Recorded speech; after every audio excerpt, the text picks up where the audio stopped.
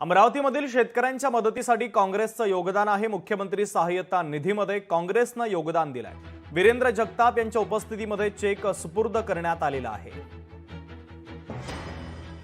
तर राज्यातील मराठवाडा आणि विदर्भामध्ये झालेल्या अतिवृष्टीने शेतकऱ्यांचं मोठं नुकसान झालंय आणि याच पार्श्वभूमीवर अमरावती जिल्ह्यातील धामणगाव रेल्वे, चांदूर रेल्वे तालुक्यातील दत्तापूर सेवा सहकारी संघ, चांदूर खरेदी विक्री संघ तसंच धामणगाव चांदूर रेल्वे बाजार समितीच्या वतीनं पुढाकार घेत मुख्यमंत्री सहाय्यता निधीमध्ये मदत देण्यात आलेली आहे। नुकसानग्रस्त शेतकऱ्यांसाठी तब्बल 2,53,000 रुपयांचा धनादेश जिल्हाधिकाऱ्यांकडे सुपूर्द करण्यात आला आहे।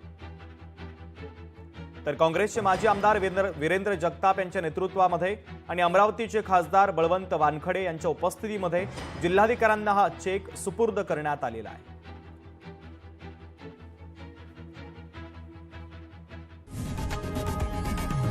लोकशाही मराठी ऐका, पहा, जागरूक रहा।